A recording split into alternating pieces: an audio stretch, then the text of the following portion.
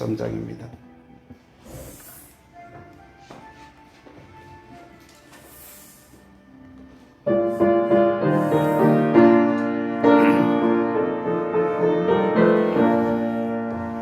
빈들의 마른 풀같이 시드는 나의 영혼, 주님이 약속한 성령 간절히 기다리네. 가물음의 마른 땅에 단비를 내리시는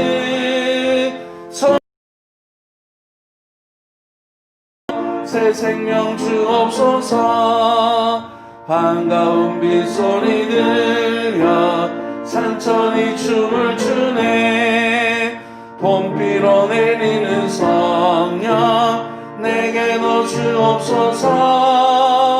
가물음의 마른 땅에 단비를 내리시는 성령의 단비를 부어 새 생명 주옵소서. 철 따라 우로를 내려 초목이 무성하니 갈급한 내 심령 위에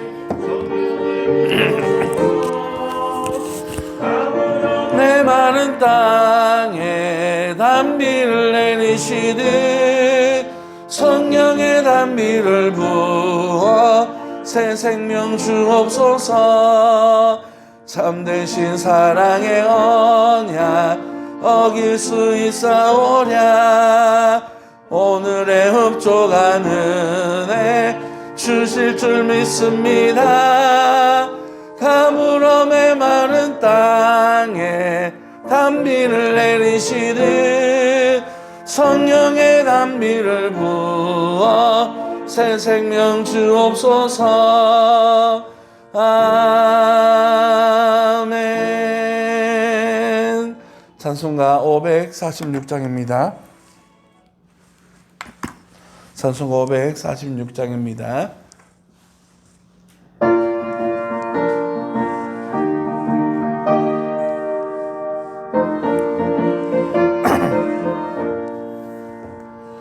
주님 약속하신 말씀 위에서 영원토록 주를 찬송하리라.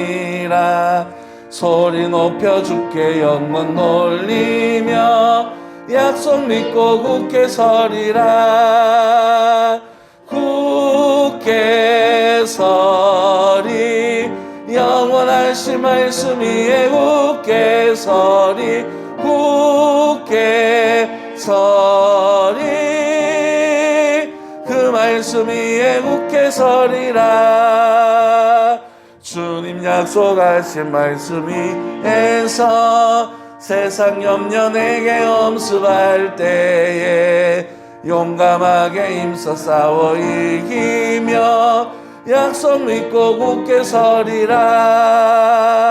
굳게 서리 영원하신 말씀 위에 굳게 서리. 굳게 서리 그 말씀 위에 굳게 서리라. 주님 약속하신 말씀 위에서 영원하신 주의 사랑이 밉고 성령으로 힘써 싸워 이기며 약속 믿고 굳게 서리라. 굳게 서리 영원하신 말씀 위에 굳게 서리. 굳게 서리 그 말씀 위에 굳게 서리라. 주님 약속하신 말씀 위에서 성령 인도하는 대로 행하며 주님 품에 항상 안식 얻으며 약속 믿고 굳게 서리라. 굳게 서리 영원하신 말씀 위에 굳게 서리. 서리 그 말씀 위에 굳게 서리라.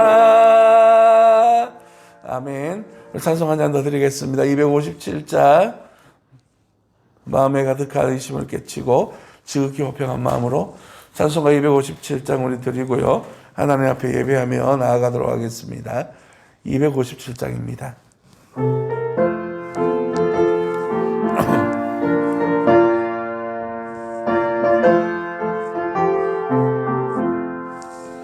마음에 가득한 의심을 깨치고 지극히 화평한 마음으로 찬송을 부르는 어린 양 예수의 그 피로 속죄함 얻었네. 속죄함 속죄함 주 예수 내 죄를 속했네. 할렐루야 소리를 합하여 함께 찬송하세. 그 피로 속죄함 얻었네. 금이나 은같이 없어질 보배로 속죄함 받은 것 아니요. 거룩한 하나님 어린 양 예수의 그 피로 속죄함 얻었네.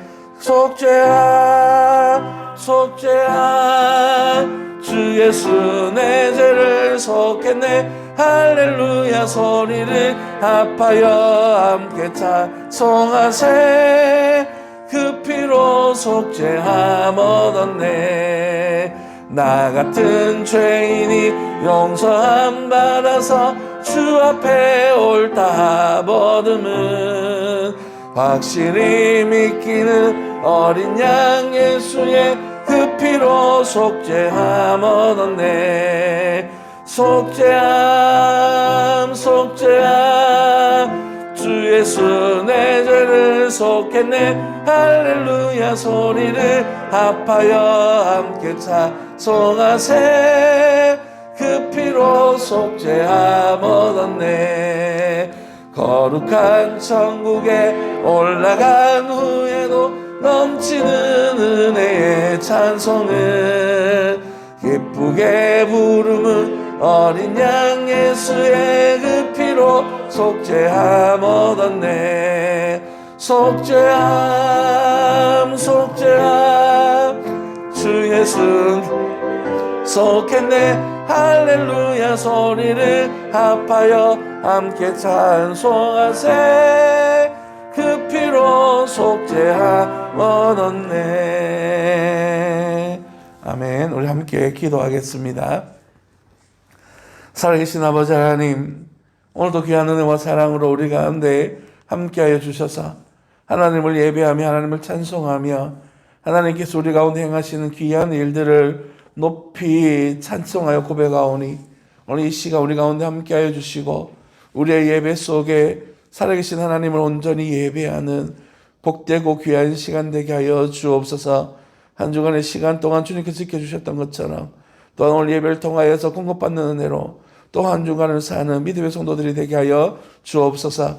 걸어가신 예수님 이름으로 감사하며 기도드립니다. 아멘. 찬송가 304장 우리 함께 고백하겠습니다.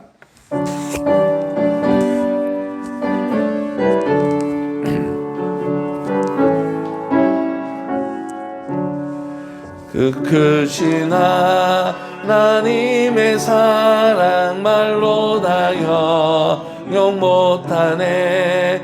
저 높고 높은 별을 넘어 이 낮고 낮은 땅 위에 죄범한 영혼 구하려 그 아들 보내사 화목제물 참으시고 죄 용서하셨네.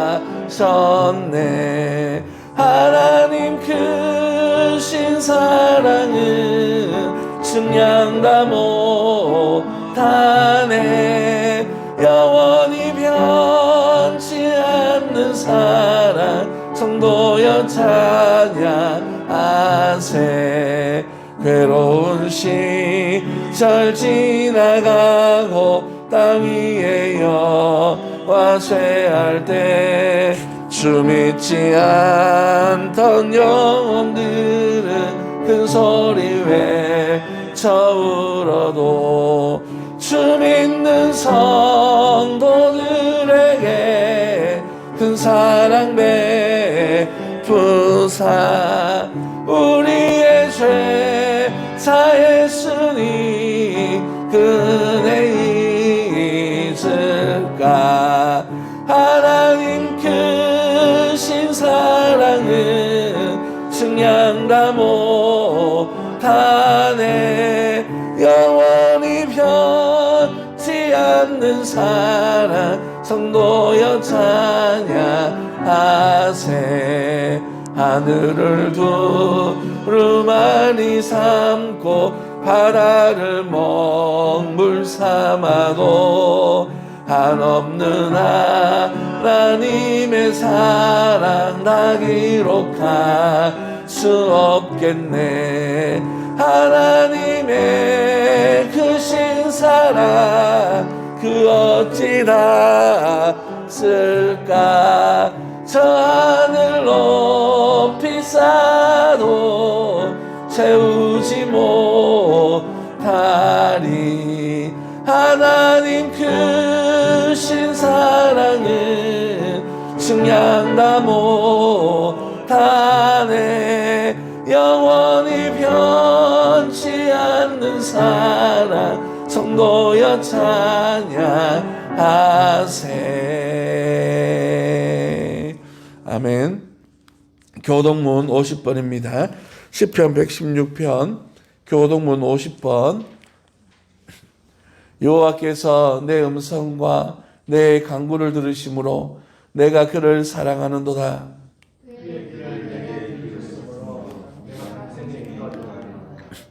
사망의 줄이 나를 두르고 수월의 고통이 내게 이르므로 내가 환난과 슬픔을 만났을 때에 여호와의 이름으로 기도하기를 여호와여 주께 구하오니 내 영혼을 건지소서 하였다.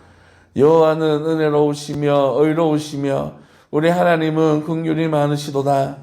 여호와께서는 숨기는 자를 지키시나니 내가 어려울 때 나를 구원하셨도다. 내 영혼아 내 평안함으로 돌아갈지어다. 여호와께서 너를 후대하심이로다. 주께서 내 영혼을 사랑해서 내 눈을 눈물에서 내 발을 넘어진 곳으로 건지셨나이다. 아멘. 내게 주신 모든 은혜를 내가 여호와께 무엇으로 보답할까? 내가 구원의 자를 들고 여호와의 이름을 부르며 여호와의 모든 백성 앞에서 나는 나의 소원을 여호와께 갚으리로다. 그의 강건한 자의 죽음은 여호와께서 보시기에 귀중한 것이구나. 아멘. 전능하사 천지를 만드신 하나님 아버지를 내가 믿사오며 그 외아들 우리 주 예수 그리스도를 믿사오니 이는 성령으로 잉타하사 동정녀 마리아에게 나시고 본디오 빌라도에게 고난을 받으사 십자가에 못 박혀 죽으시고 장사한 지 사흘 만에 죽은 자 가운데서 다시 살아나시며 하늘에 오르사 전능하신 하나님 우편한 자 계시다가 저리로서 산 자와 죽은 자를 심판하러 오시리라. 성령을 믿사오며 거룩한 공예와 성도가 서로 교통하는 것과 죄를 사하여 주시는 것과 몸이 다시 사는 것과 영원히 사는 것을 믿사옵나이다. 아멘. 이 시간 우리를 대표해서 신광수 집사님 대표 기도 인도해 주시겠습니다.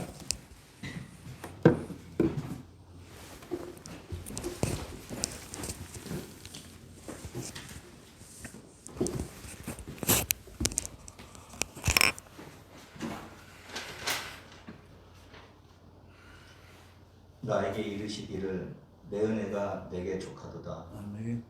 이는 내 능력이 약한 데서 온전해짐이라 하신지라. 그러므로 도리어 크게 기뻐함으로 나의 여러 약한 것들에 대하여 자랑하리니 이는 그리스도의 능력이 내게 머물게 하려 함이라. 아멘. 그러므로 내가 그리스도를 위하여 약한 것들과 능욕과 궁핍과 박해와 공고를 기뻐하노니 이는 내가 약한 때에 강함이라. 2020년도 한 해 족한 은혜를 주신 아바 하나님께 감사로 예배드립니다. 저의 작은 머리로는 참으로 무섭고 두려워하며 가슴 떨린 한 해를 지나고 있지만 그동안 입으로 지은 죄를 마스크로 경고하시고 죄악의 길로 바삐가던 발걸음을 세우셨으며 우리의 마음에 간절한 예배를 되찾게 하셨고 온전한 감사와 순종을 묵상케 하시네. 지금의 우리의 작은 신음조차 지난날에 누렸던 넘치는 은혜가 있었음에 누리는 감사며 일상의 은혜에 감사하지 못했을 때가 가장 우리의 영혼이 힘들었었을 때였음을 고백합니다. 그동안 하나님께서 만들어주신 가정을 소홀히 하고 가족을 말로만 사랑했던 우리의 죄를 용서하여 주시옵소서. 우리의 가정이 우리로부터 삶 가운데서 자녀의 본이 되게 하셔서 자녀들과 드리는 감사의 식사기도와 가정 예배가 각 가정 가운데 믿음과 사랑의 기초를 다시 쌓게 하시고 우리 가정들도 사회의 본이 되게 하시며 내 자녀가 친구들에게 부러움과 선망이 되는 기독교 명문 가문 우리 가정이 되도록 우리를 고쳐주시옵소서. 고침을 받기 위하여 말씀을 듣습니다. 듣는 우리에게 은혜로 깨닫게 하시고 실행케 하셔서 우리 가정들로 하나님 나라를 세워가는 세움교회가 되게 하시고 이를 통하여 이 나라가 하나님의 구원의 역사가 이 땅 신도시에서 우리를 부르신 하나님의 뜻을 기억하며 2021년을 세워나가는 우리 가정들과 세움교회가 되게 하여 주시옵소서. 우리에게 이 지역의 선교사로 파송해 주신 예수 그리스도의 이름으로 기도합니다. 아멘.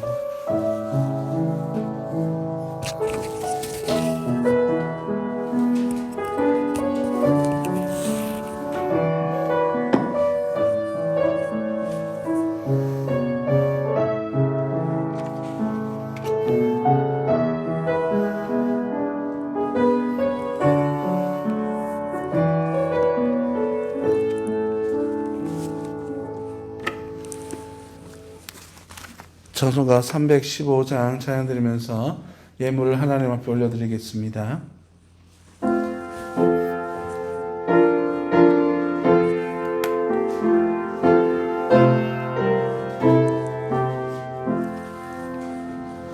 내 주 되신 주를 참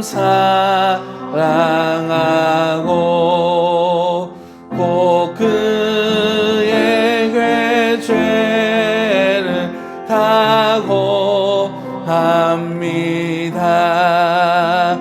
그 은혜를 주신 내 예수 신이 이전보다 더욱 사랑합니다. 주나 사랑하사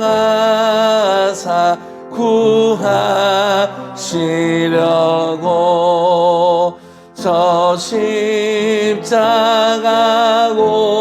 고난 당하셨도다. 그가 시관 쓰신 내 주 배우니 이전보다 더욱 사랑합니다. 내 평생의 힘쓸 그 의무는 주 예수의 덕을 늘 기림이라. 숨질 때에까지 내 할 말씀은 이전보다 더욱 사랑합니다. 그 영광의 나라 나 들어가서 그 풍성한 은혜 늘 사니 멸류관 쓰고 나 찬송할 만이 저보다 더욱 사랑합니다.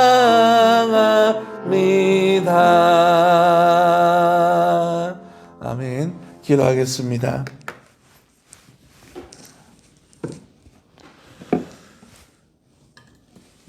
오늘도 귀한 은혜와 사랑으로 우리를 이끄시는 아버지 하나님, 은혜와 사랑을 감사합니다.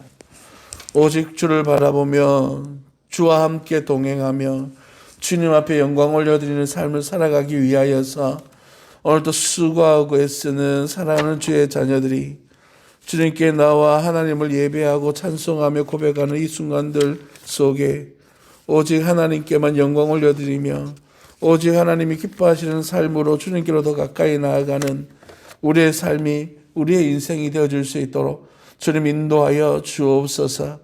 주님 앞에 나오면서 빈손으로 나오지 아니하며 준비한 예물을 하나님 앞에 드리는 사랑하는 주의 자녀들 위해 은혜와 복을 함께하여 주시고 하나님이 기억하여 주시사 하나님의 영광을 위하여서 하나님 나라를 위하여서 쓰일 수 있는 귀한 예물이 되어줄 수 있도록 주님 인도하여 주옵소서.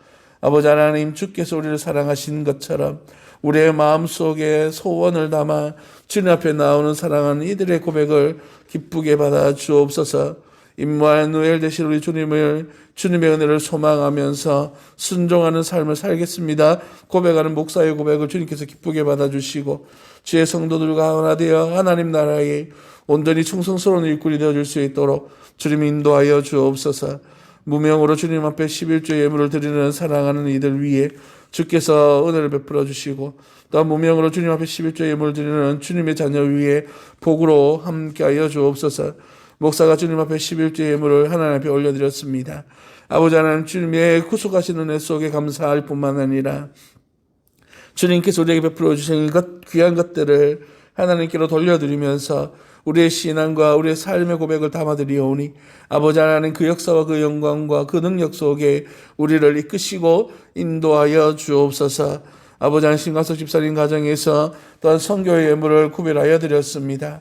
아버지 하나님, 주님의 몸된 교회가 두 군데 선교단체와 두 분의 선교사님과 한 군데 개척교회를 섬기고 있사오니 아버지 하나님, 귀한 섬김의 본이 되어지게 하시고 합력하여 선을 이루어가며 하나님 나라를 이 땅에 이루며 세우며 역사를 이루어내는 귀한 동력이 되어줄 수 있도록 주님 인도하여 주옵소서.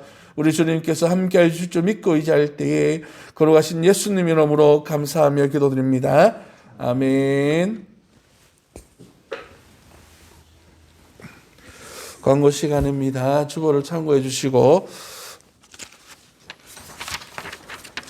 12월 말씀의 주제는 성탄 하나님의 은혜라고 하는 주제를 가지고 말씀의 은혜를 살펴보고 있습니다. 주일 오후 예배 시간에는 기도를 가르쳐 주세요라는 제목으로 말씀의 은혜를 나누고 있고 수요예배는 누가복음 말씀을 살펴보고 있습니다. 새벽에는 역대하 말씀으로 기도하고 있는데 여러분 각 가정에 기도 제목이 있으신 분들은 언제든지 기록하셔서 헌금 많이 넣어주시면 여러분 가정과 여러분을 위해서 기도할 때 참고하여 기도하도록 하겠습니다. 예결산위원회 광고입니다. 이제 2020년 결산을 하면서 우리가 어떻게 재정을 살아왔는지에 대해서 우리 함께 살펴보면서 또 감사를 겸한 그런 결산 시간을 가지고요. 또 기본적인 예산을 우리가 세울 수 있는 그런 예결산위원회를 가지고자 합니다. 다음 주일 오후 예배 이후에 본당에서 잠시 모으려고 하니까 세움교회 성도님들 세례교인 이상 모두가 참석이 가능하니까 우리는 특별한 위원회를 구성하지는 않겠습니다. 관심 있고 기도하시는 분들은 참석하셔서 함께 할 수 있는 그런 시간이 되어졌으면 좋겠습니다. 그리고 2021년 세움교회를 섬길 성도님들을 모집하고 있습니다. 그 영유치부, 유초등부, 중고등부 교사로 섬길 선생님들과 또한 찬양대, 찬양팀으로 섬길 우리 성도님들을 모집하고 있으니까요. 오늘은 구두 광고로 마치겠지만 다음 주부터는 신청서를 나누어 드리도록 하겠습니다. 그래서 여러분 신청서에 자원하여 신청해 주시고 또는 교회가 또한 기도하면서 여러분에게 요청을 하게 될 때에는 거절하지 마시고 순종하는 마음으로 섬겨 주셨으면 감사하겠습니다. 그리고 연말 정산이 필요하신 분들은 미리미리 신청해 주시면 감사하겠습니다. 성경 묵상반은 계속 진행되어지고 있습니다. 가능하면 1월 달에도 진행하려고 우리가 그 코로나 때문에 1학기, 2학기 때 못했기 때문에 가능하면 방학 없이 진행하려고 그래 생각하고 있으니까 여러분 많은 기도해 주시고 말씀에 대한 소망을 가지고 우리 함께 기도할 수 있는 그런 시간들로 섬겨주셨으면 감사하겠습니다.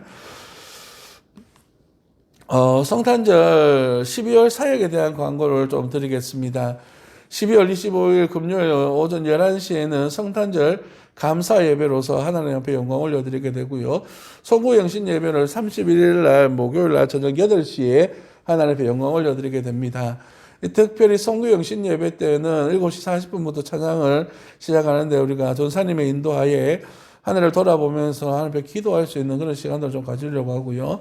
8시부터 성찬식을 시작해서 또한 예배로서 예배 후 잠시 교제하는 시간으로 그렇게 진행을 하려고 하니까 성도님들의 많은 기도와 그 준비 부탁드리겠습니다.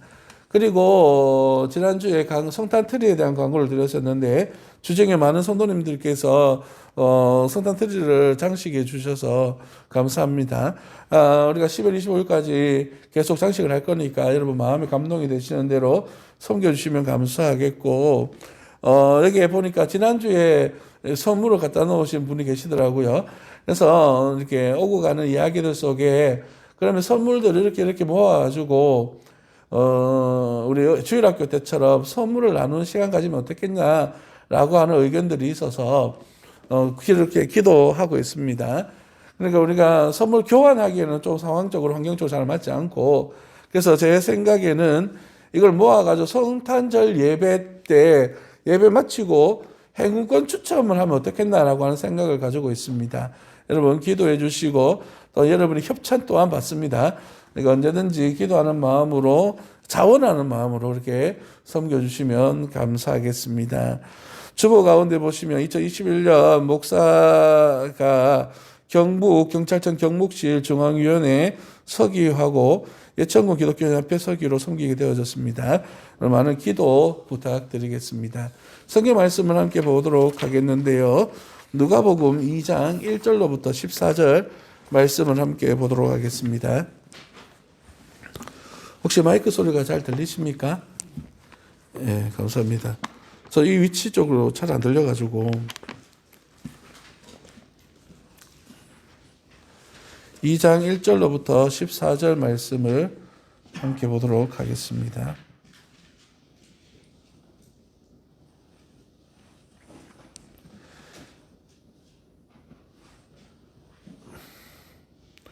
(2장 1절로부터 14절) 말씀입니다. 제가 먼저 2장 1절 읽겠습니다.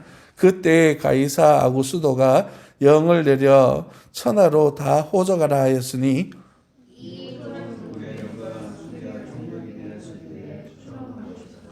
모든 사람이 호적하러 각각 고향으로 돌아가매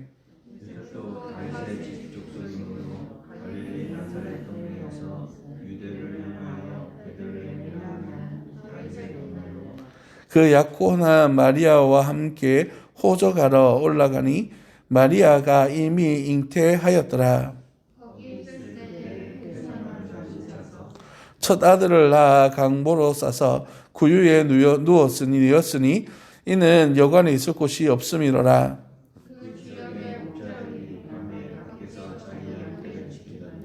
주의 사자가 곁에 서고 주의 영광이 그들을 두루 비춤에 크게 무서워하는지라.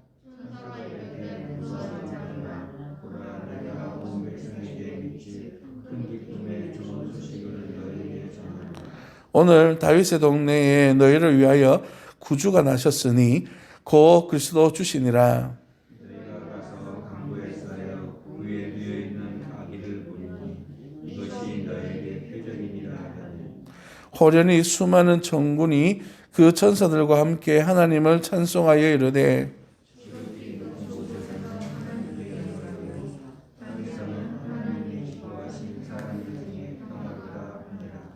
아멘. 오늘 주신 말씀을 가지고 성탄의 기쁨이라는 제목으로 말씀의 은혜를 나누고자 합니다.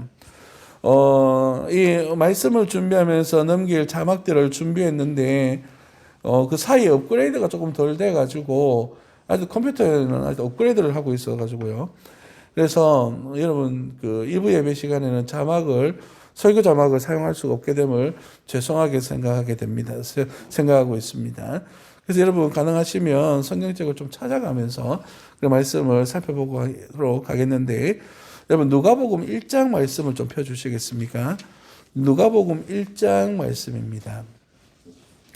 누가복음 1장 1절로부터 4절 말씀을 제가 천천히 읽어드리겠습니다. 1절로 4절입니다. 우리 중에 이루어진 사실에 대하여 처음부터 목격자와 말씀에 일꾼된 자들이 전하여 준 그대로 내력을 저술하려고 붓을 든 사람이 많은지라 그 모든 일을 근원부터 자세히 미루어 살핀 나도 데오빌로 각하에게 차례대로 써보내는 것이 좋은 줄 알아노니 이는 각하가 알고 있는 바를 더 확실하게 하려 함이로라. 아멘. 오늘 이 누가복음의 특징에 대해서 이 1장 1절부터 4절까지에서 자세히 설명하고 있습니다. 특히 오늘 이 말씀을 이해하기 위해서는 이 1절과 4절 말씀을 이해하고 넘어가는 것이 상당히 중요한데요.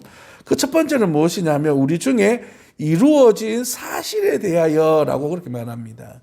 이 이야기는 사실이다라고 전제를 하고 있는데 왜 이렇게 이야기하냐 하면 누가 또한 예수님의 직계 제자가 아닙니다. 아마 사도 바울로부터 복음을 전해 들어서 예수님을 믿게 되어지지 않았을까라는 생각도 해보게 되는데 주로 사도 바울과 함께 주치의로서 누가는 의사거든요. 그와 함께 있으면서 많은 사도들로부터 전해 들은 그런 말씀들을 정리해서 기록한 것이 사도행전입니다.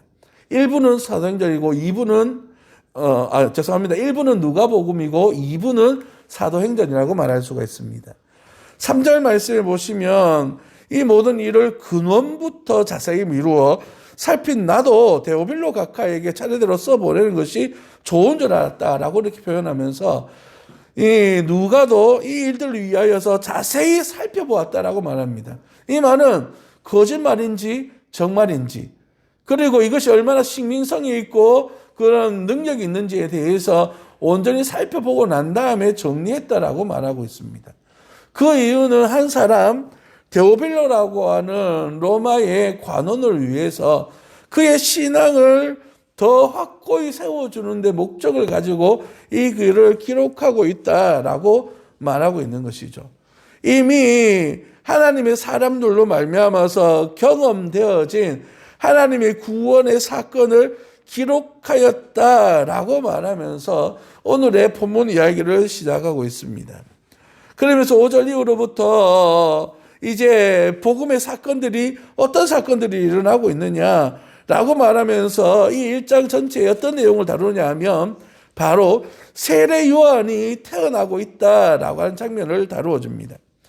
하나님께서 이미 예비하신 엘리야를 통하여서 하나님께로 돌아오게 될 것이다 라고 하는 메시지를 전해줄 한 사람을 준비하셨는데 그가 바로 세례 요한이다 라고 그렇게 말하고 있습니다.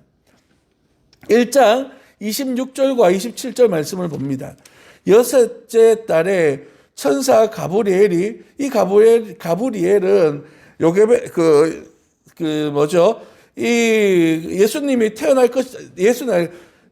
세례 요한이 태어날 것이라고 엘리사벳에게 이미 예언했던 사람입니다. 사가랴에게 예언했던 그런 천사를 이야기합니다.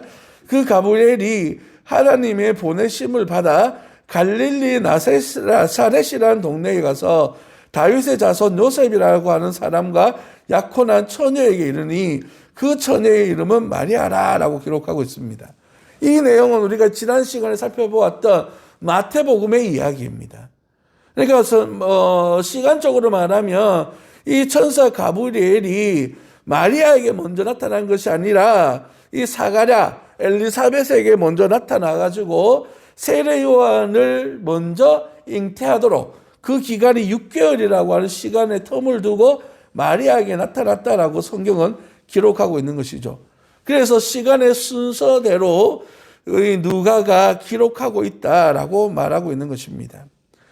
그래서 이제 임신을 한 마리아가 자기에게 일어난 일들에 대하여서 사촌인 엘리사벳에게 이야기하기 위해서 찾아가게 됩니다. 그때 엘리사벳은 이미 상황을 알고 있는 천사로부터 전해 들었기 때문에 이 일들을 찬양하고 하나님 앞에 영광 올려드렸다라고 하는 내용이 바로 1장에 나온 내용이라고 할 수 있습니다. 76절과 77절 말씀을 보십시오. 76절, 77절입니다. 이 아이여 네가 지극히 높으신 이의 선지자라 일컬음을 받고 주 앞에 앞서가서 그 길을 준비하여 주의 백성에게 그 죄사함으로 말미암은 구원을 알게 하리라라고 그렇게 말하고 있습니다. 세례 요한이 이 땅에 와야 될 이유와 목적에 대해서 분명히 이야기하면서 세례 요한을 통하여서 예비된 준비된 예수 그리스도께서 이 땅에 오셨다라고 지금 그렇게 선포하고 있는 것이죠. 2장 1절 말씀으로 넘어갑니다.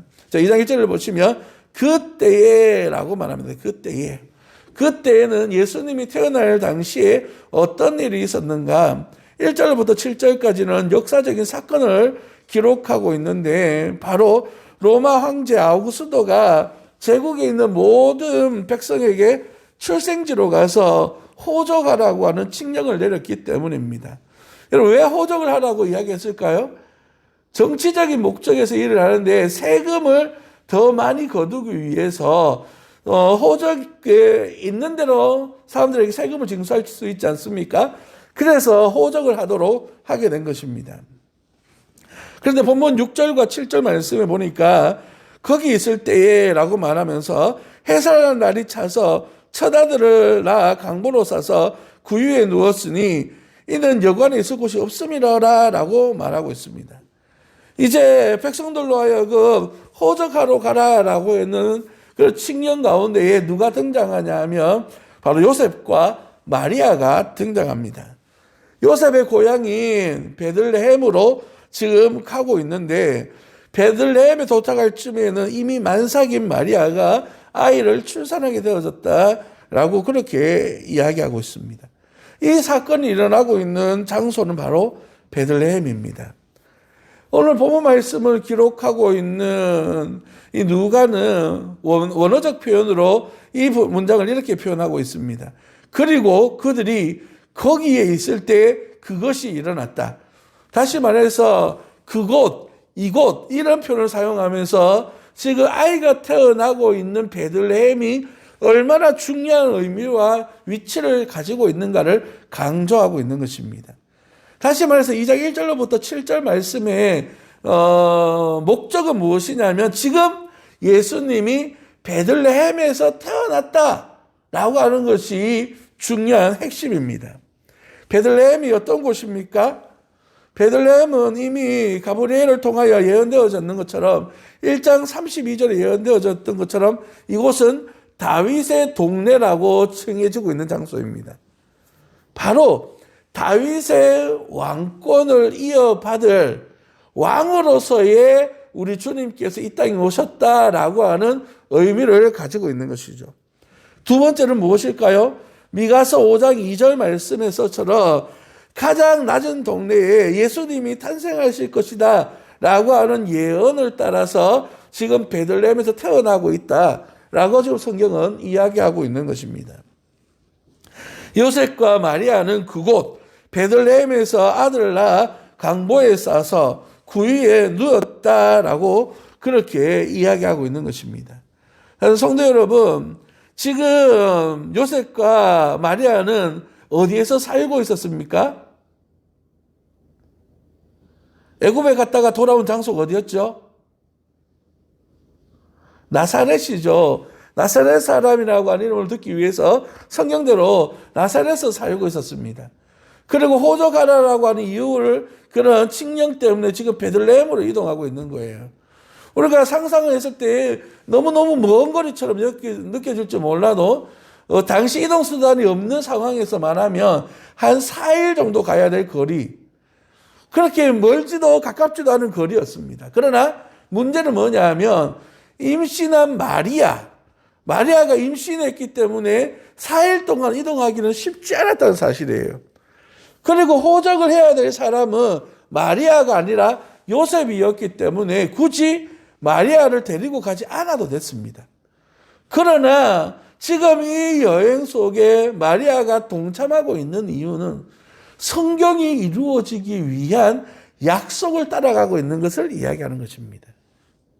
앞서 말씀드렸던 것처럼 이 다윗의 동네에서 이 베들레헴에서 태어날 것이라 라고만 예언되어졌던 말씀을 이루기 위해서 지금 이들은 순종하는 마음으로 이동하고 있는 것입니다.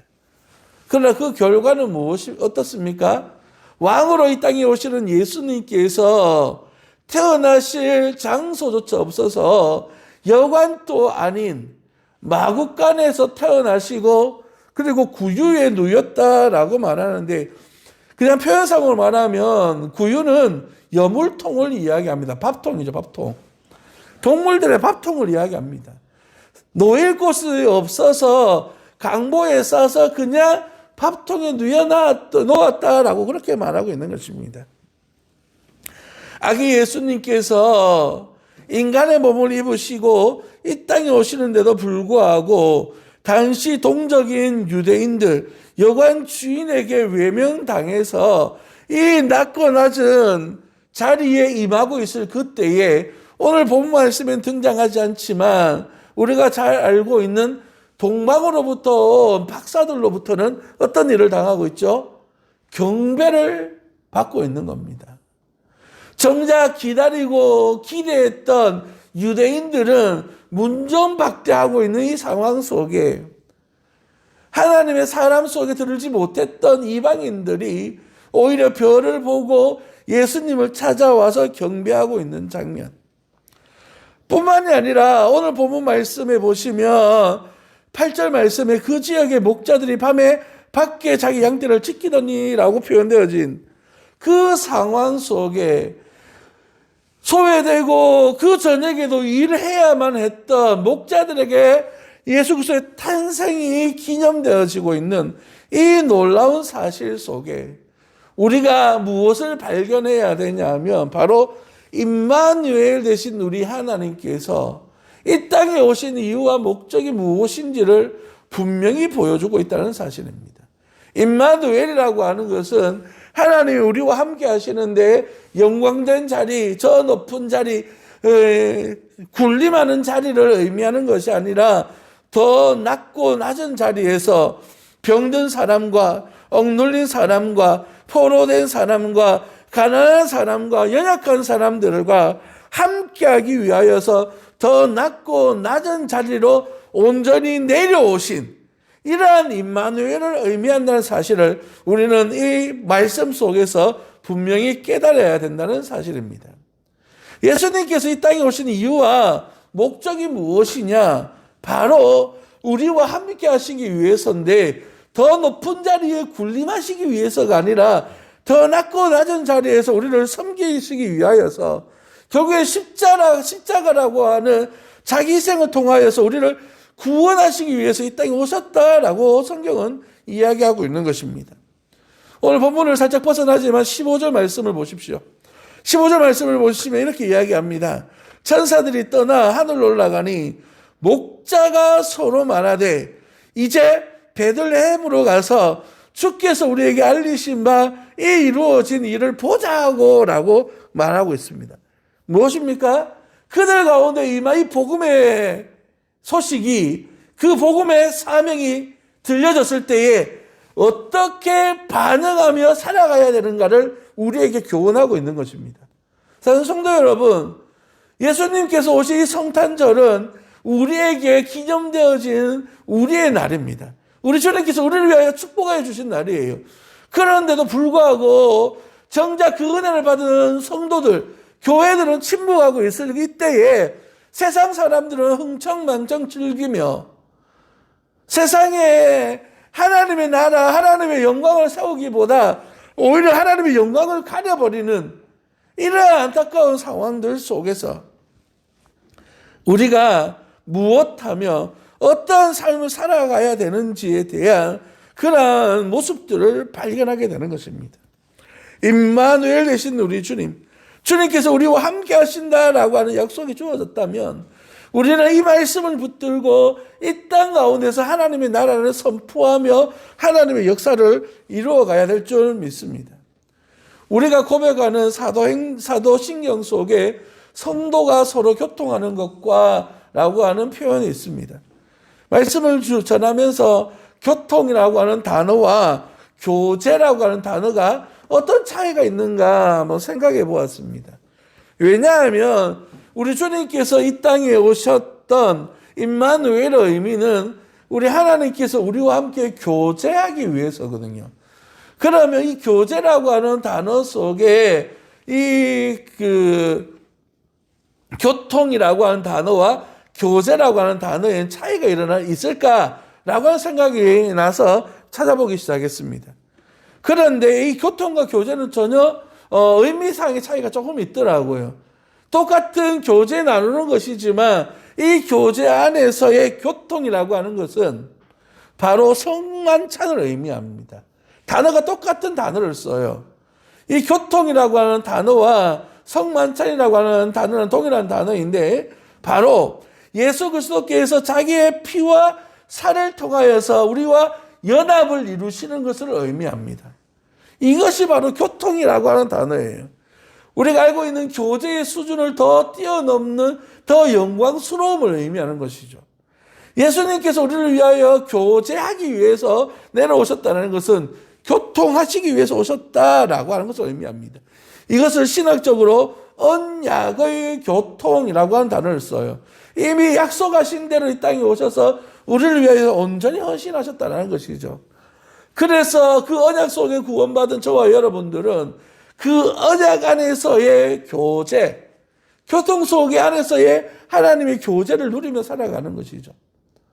그래서 구원받은 성도들이 하나님이 기뻐하시는 교회 공동체 안에서 서로 예배하며 하나님 앞에 기쁨을 누리는 것뿐만이 아니라 이 복음과 이 사명을 전하는 그러한 사명을 감당하는 그러한 교회 되어지기를 원한다. 이것이 바로 성탄의 진정한 의미이다라고 그렇게 말씀하고 있는 것입니다. 그러면 오늘 주신 이 말씀 속에서 우리 주님께서 우리에게 주시는 성탄의 메시지는 과연 무엇일까? 우리 한번 생각해 보기를 원합니다. 고린도 후서 8장 9절 말씀을 우리 한번 찾아보도록 하겠습니다. 고린도 후서 8장 9절.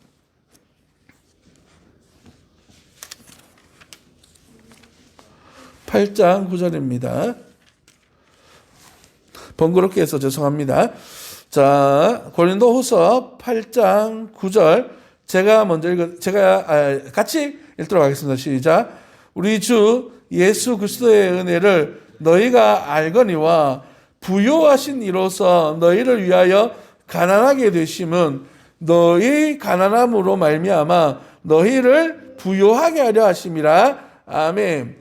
우리 주님께서 우리와 교제 나누시면서 하시는 첫 번째 사역은 무엇이냐면 우리로 하여금 부요하게 하신다라고 하는 의미입니다. 이 부요함은 구원을 의미하는 것이고 구원함 속에 있는 하나님의 풍성함을 의미하는 것입니다. 사랑하는 성도 여러분, 그래서 우리가 가져야 될 삶의 태도는 무엇이냐 하면 우리의 영적 시각을 바꿔야 된다는 사실입니다. 눈에 보이는 것만을 것으로 판단하고 우리 마음과 뜻이 하나님의 뜻을 심는 일에 우리가 삶을 살아가야 된다는 것을 의미합니다.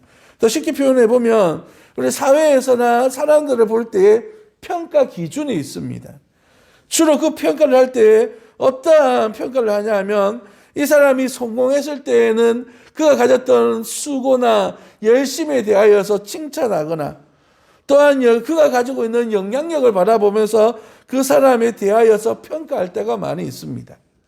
그러나 우리 예수님을 믿는 사람들의 평가 기준은 이러한 세상적 가치와 기준에서의 평가 기준이 되어져서는 안 된다라고 하는 사실입니다. 교회 안에도 하나님의 사람들이 들어와 있고 하나님의 사람들이 함께 교제 나누는 것에 돼 있어서 그 사람을 바라보는 기준이 무엇입니까? 우리는 주님의 눈으로 주님의 마음으로 그 중심을 보려고 노력해야 되는데 이 사람은 세상에서 무엇하고 있는가? 이 사람은 얼마나 부자인가? 이 사람이 가지고 있는 삶의 질은 무엇인가?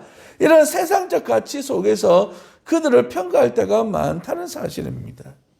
그래서 주일날 교회에 올 때 마치 패션쇼를 하듯 고가의 가방을 메고 비싼 옷을 입고 그렇게 교회를 활보하는 이들을 간혹 보게 되는 것입니다. 그래서 주일날 모여서 대화 나누는 내용들이 이 옷은 어디서 얼마나 주고 샀고 이 가방 어디서 얼마를 주고 샀고 하면서 자기 자랑하기에 바쁜 이런 상황이 되어져서는 안 된다는 것을 이야기하는 것이죠. 우리 예수님은 어떻게 이 땅에 오셨습니까? 앞서 말씀드린 것처럼 왕이심에도 불구하고 다윗의 자손이심에도 불구하고 높은 자리, 좋은 자리를 마다하시고 이 땅에 가장 낮고 낮은 자리, 그것도 말밥통 속에 이 땅에 오셔서 누우셨던 아기의 모양으로 오신 것만 봐도 우리 주님은 높은 곳을 바라보는 것이 아니라 더 낮은 자리에서 하나님의 사람들을 높이기 위해 오셨다라고 하는 사실을 발견하게 되는 것입니다. 그래서 우리의 가치관이나 우리의 생각과 우리의 시각이 세상적 가치와는 전혀 다른 주님을 본받는 그러한 사람들 되어지기를 예수님 이름으로 축복합니다. 그래서 우리는 더 낮고 낮은 자리에서 섬기는 하나님의 사람이 되어야 될 줄 믿습니다. 예수님께서 이 땅에 오셔서 제자들의 앞에 무릎을 꿇으시고 허리에 수건을 동이시고 그 발을 씻겨주신 것처럼 우리 또한 주님을 본받아서 더 낮고 낮은 겸손의 자리에서 하나님의 사람들을 섬기고 이웃을 내 몸과 같이 섬겨서 높여드리는 일에 온전히 헌신되어질 수 있는 하나님의 사람들 되기를 예수님 이름으로 축복합니다. 사람들은 간혹 이런 경우들이 있습니다. 나를 너무 평가절하를 해요. 그래서 사람들을 볼 때에 내 자신을 부끄럽게 여기거나 내 자신에 대해서 실망하거나 내 자신에 대해서 부끄러워하면서 성도들과 함께 나누어야 될 교제들로부터 멀어지는 경우들이 있어요. 그런가 하면 반대로 나는 이런 사람인데 라면서 스스로를 너무 높여서 사람들과 교제하기를 거절하는 사람들도 있어요. 두 개 다 문제가 있는 것입니다. 하나님은 하나님의 사람들을 동일한 사랑으로 사랑하셨어요. 그래서 성도가 서로 교제함으로 하나님의 이름을 높이며 하나님의 영광을 드러내기를 원하시는 거예요. 교회가 해야 될 일은 바로 이렇게 서로 성도가 한 마음 한 뜻 되어져서 이 땅에 하나님이 기뻐하시는 나라를 세워가는 것, 이것이 곧 교회가 성도가 하나 되어져서 찬송하는 삶을 살아가는 것, 이것이 우리 주님께서 우리에게 원하시는 은혜다라고 하는 사실입니다. 요한계시록 5장 12절과 13절 말씀을 제가 읽어드리겠습니다. 요한계시록 5장 12절 13절입니다. 큰 음성으로 이르되 죽임을 당하신 어린 양은 능력과 부와 지혜와 힘과 존귀와 영광과 찬송을 받으시기에 합당하도다 하더라. 내가 또 들으니 하늘 위에와 땅 위에와 땅 아래와 바다 위에와 또 그 가운데 모든 피조물이 이르되 보좌에 앉으신 이와 어린 양에게 찬송과 존귀와 영광과 권세를 세세토록 돌릴지어다라고 말하고 있습니다. 한마디로 말하면 주님의 몸된 교회와 성도들은 하나님 앞에 이름 부르며 영광 올려드릴 수 있는 찬송의 삶을 살아가야 된다라고 하는 그런 말씀을 전하고 있는 것이죠. 성탄의 의미가 무엇입니까? 바로 영광 받으시기 합당하신 우리 하나님께서 이 땅에 인간의 몸을 입으시고 오셔서 우리를 구원하심으로 말미암아 우리와 함께 교통하기를 원하신다는 사실이에요. 그 말은 다른 표현을 말하면 구원받은 저와 여러분들이 하나님의 이름을 부르며 찬송하며 영광 올려드리는 삶을 살아가도록 우리를 불러주시고 계시다라고 하는 사실입니다. 그래서 세움교회는 2021년 가정을 세우고 교회를 세우고 나라를 세우는 교회로서 우리가 함께 비전 있는 사역들을 이루어가기를 원합니다. 그래서 먼저 가정을 세우는, 가정이 하나님을 예배하고 하나님을 기뻐하는 가족 공동체를 구성하여서 하나님을 기쁘시게 하는 가정 예배 운동을 시작하려고 합니다.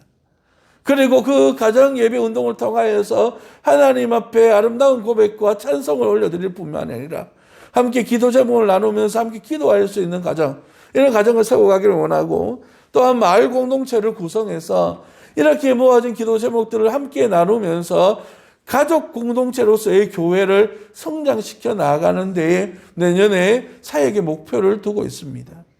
사랑하는 성도 여러분, 하나님께서 이 성탄절에 주시는 메시지, 더 낮고 낮은 자리에서 우리로 하여금 섬기기를 원하시고 하나님의 이름을 높이기를 원하시는 이러한 부르심 속에 모두가 아멘하며 섬기시는 하나님의 사람들 되어지기를 예수님 이름으로 축복합니다. 기도하겠습니다. 살아계신 아버지 하나님, 은혜와 사랑을 감사합니다. 오늘도 우리 주님이 우리를 사랑하여 주시고 하나님의 나라, 하나님의 영광, 하나님이 기뻐하시는 삶들을 온전히 살아갈 수 있도록 우리에게 은혜를 베풀어 주시고 구원의 영광을 베풀어 주시니 감사드립니다.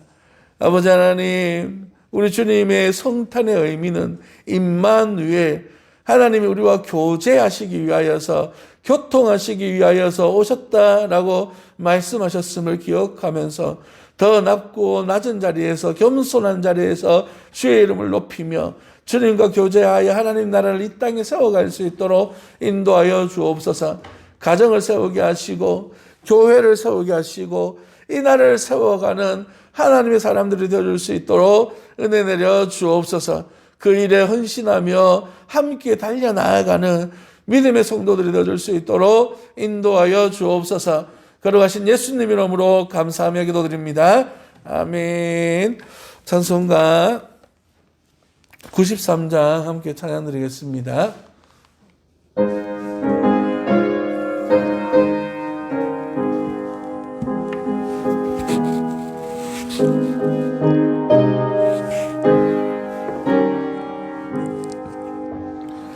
예수는 나의 힘이요 내 생명 되시니 구주 예수 떠나 살면 죄 중에 빠지리.